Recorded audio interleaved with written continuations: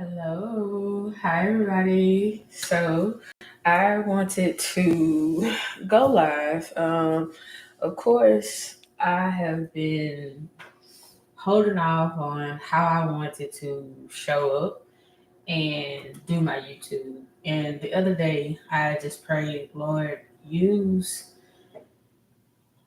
me as your voice. I've been wanting to get on YouTube and actually just start my channel, but I've had so many interferences, so many things. To take my glasses off because of glare that just hindered me. And there are a lot of things that just made me feel like, oh, I cannot get on here. What am I going to say? How am I going to talk? I don't have all of the aesthetics. And then I just heard God say, just do it.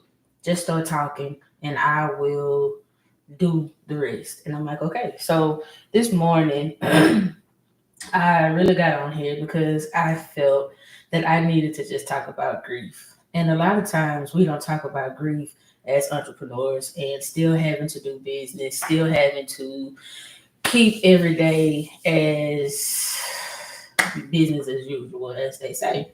And a lot of times we feel that as entrepreneurs, we just only can show the aesthetics and show the good side of entrepreneurship. But I think that being realistic and being true to ourselves and being just authentic is that entrepreneurship is hard. Entrepreneurship is hard. Dealing with life issues is hard. And a lot of times we just tend to ball it up, cover it up, and act like it does not exist. I am here today to let you know that it does exist. It does exist. We cannot just continue to go on acting like we don't have grief. And grief in particular is especially when you are grieving the lifestyle and life that you thought you were supposed to have as an entrepreneur. You know, we all thought that we were supposed to get out here and start a business and we're going to create this great service or we're going to create this great product or we're just going to be this great influencer and life is just going to be good, right? Uh, uh, Sometimes it work out like this. Sometimes God take you through different steps in order for you to get to that. And I myself can admit that God has allowed me to try on my own. But in this season, I feel like God was like, no, you're gonna have to try it my way. And although I would prefer God's way than my way, it hurts. It hurts. It hurts and it hurts a lot. It hurts a lot because you have to grieve who you once thought you were, who you once thought you wanted to be, and who you once thought you could portray yourself as or show up as in life.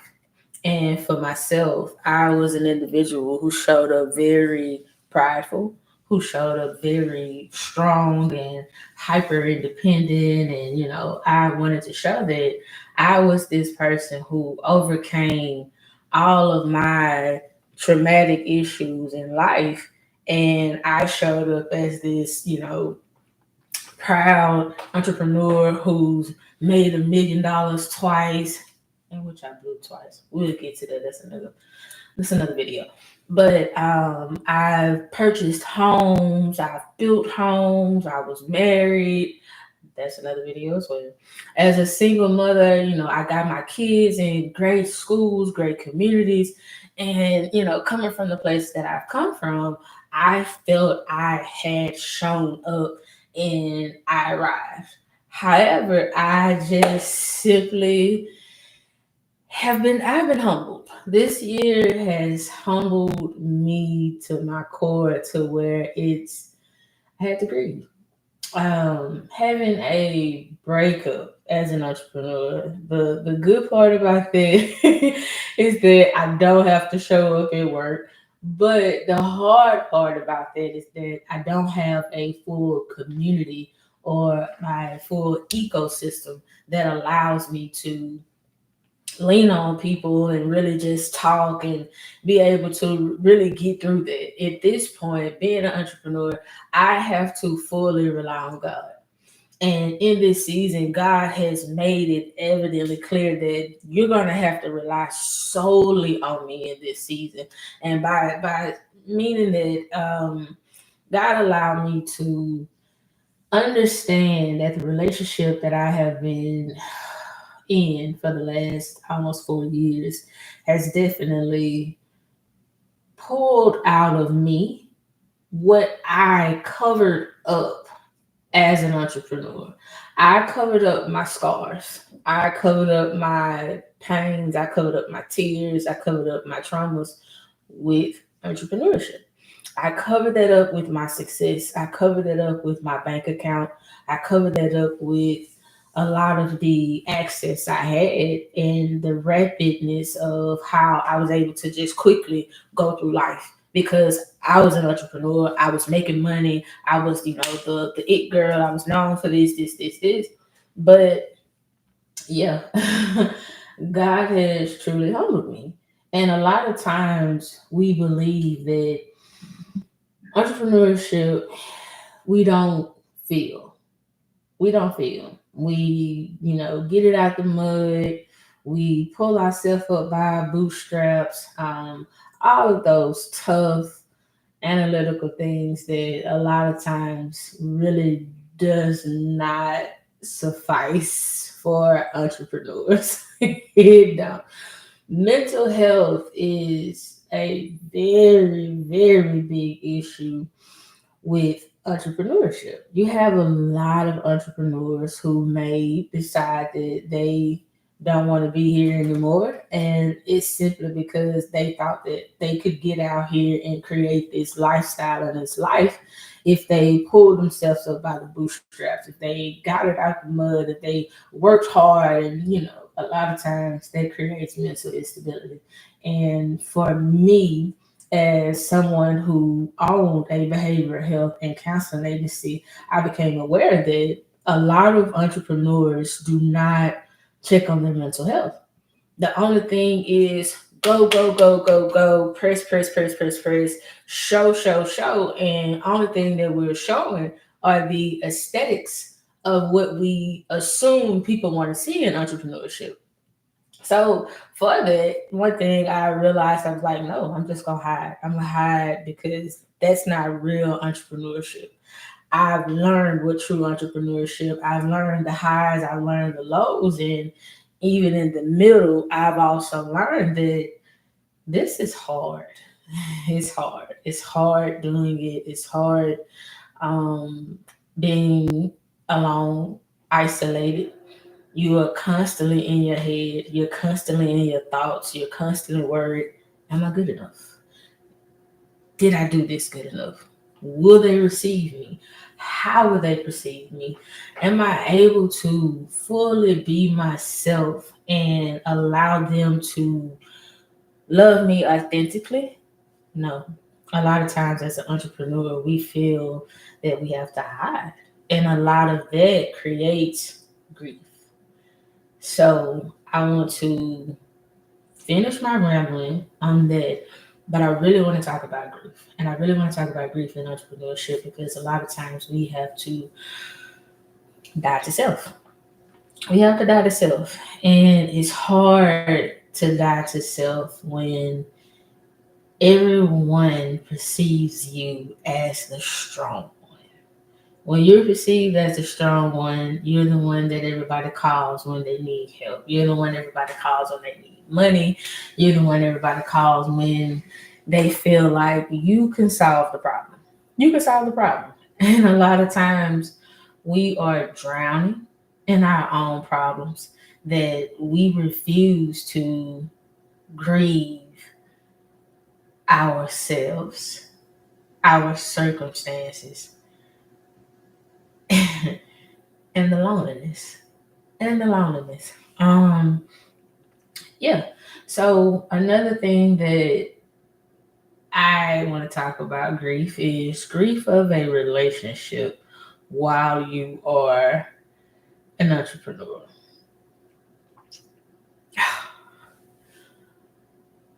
You have to grieve that relationship in private. And grieving their relationship in private comes with isolation. It comes with uncertainty. It comes with um, not having clarity on what to do next and how to get to the next stage and the next level. A lot of times we know what to do. We know how to pivot, especially as entrepreneurs. We know how to pivot. We know how to get to, oh, I lost, money. Oh, I need to, we know how to pivot. But when it comes to grieving relationships, whether they be partnerships, friendships, intimate relationships, as an entrepreneur, we don't know how to come back into our bodies and admit that we don't know what to do, because everybody always look at us as, you know what to do. You're not clocking in at a 9 to 5. You're not at another, so you're on your own. You're able to be free. And it's like, I'm really not free. I'm really not free. I don't feel free. I need help. I need somebody to get me out of this space, because if not, I'm losing it. So grief has definitely been something I've been dealing with the past month. God has been allowing me to grieve the business that I had. I closed my business in 2023, and closing my business was definitely something that I needed to do, because there was so much emotional upheaval that I had to recognize within myself, that a lot of things I was doing was definitely, I was navigating out of trauma.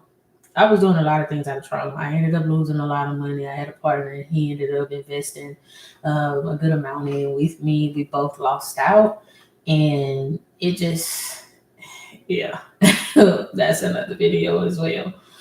But having to grieve what I thought I was, what I thought I wanted to do within that time frame, then coming from that and trying to figure out, okay, I should just go get me a job. This entrepreneurship is not for me. I'm just gonna go get me a job. I don't know what else to do, and it's just like, okay, I'm going to get me a job. So starting the process of trying to go get you a job and just saying, Lord, I don't want to do this no more. I don't want to do the entrepreneurial journey. I want to go get me a job. I want to clock in. I want to be amongst people. I want to dress up. I want to go to the office.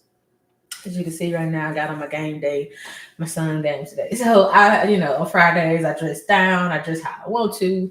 But when you start going into these places for interviews, mind you, I'm able to get all of the supervisor and higher rank interviews. I'm able to get these. My resume is extensive, it's great. I have the experience from payroll, managerial, supervisor, what have you. I have the experience. I get to these interviews, I get textbooks and answers. I do great, knock the interview out. They love me.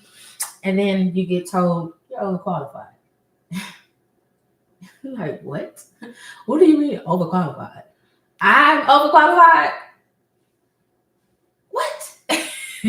You grieve that. You grieve that I am not even capable of getting a 9 to 5.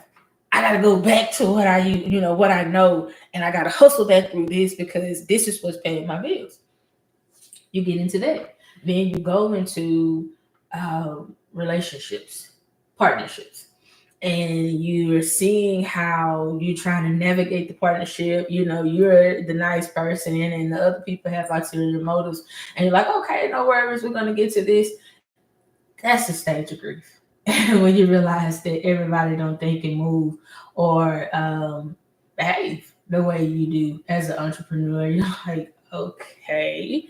Then you go into intimate relationships when you're dealing with that person, and that person might not have the same perspective that you have, and when it comes to working employment for someone and having your own vision and having your own thing. Sometimes that creates jealousy. Sometimes that creates strife between you two in the relationship because that person may see you living well and feel that they should have what you have, or they're not capable of having it, even though they would like to. And you grieve your relationship.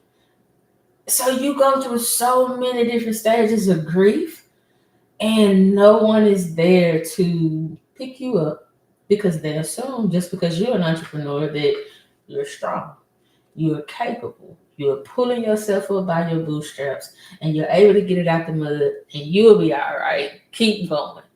And you're like, what? No, I need help. I need help. Somebody need to help me, you know? So you suffer and you go through all of these stages of grief, and you're just like, okay, we're gonna figure this out. You know, I know they said it's like what 5 or 6, 7 stages of grief, 12, I don't know, however many stages of grief it is, you go through all of them: sadness, anger, joy, all of those. I think I am at the space of okay acceptance. I am at acceptance right now. So whatever stage of grief that is, that's where I'm in right now. I'm in acceptance of life, and whatever comes, come. But I feel that a lot of times as entrepreneurs, we do not accept grief. We do not accept the stages of grief, and we just tend to believe that we are indestructible and we can continue to go. We cannot. So I want all of you guys who are entrepreneurs to know you can grieve. You can grieve. It's okay to have grief about a life that you thought you were supposed to have as an entrepreneur. It's okay to grieve about the partnerships, the relationships. It's okay to grieve about the setbacks. It's okay to grieve that you were not able to create this luxurious life as an entrepreneur, or maybe you have created it, and maybe you're grieving the fact that you don't have normalcy in your life. That when you were working the 9 to 5, you were able to go hang out with your friends, you were able to, do certain things, and now you're just constantly working and you have the success. You're just not able to be normal. You're just not able to relax and take a break. That still qualifies as the stages of grief. And a lot of times we don't know how to grieve success. Yeah, a lot of times we don't know how to grieve success. So I want you guys to know that it's okay to have grief. It's okay to grieve and move on. It's okay to acknowledge the grief. It's okay to know that we don't always have to be super strong. We don't always have to be super tough. We don't always have to pull ourselves up by our bootstraps. That we can simply relinquish all of that to God and say that I'll do it tomorrow. I'll start tomorrow. I will start it Sunday, whatever. But it's okay to take time to get your mental health together. It's okay to take time to know that it's okay to not know. And it's okay to just grieve. I want you guys to know, if no one tells you, I love you, I'm proud of you. I hope that you take time for you, and all is well.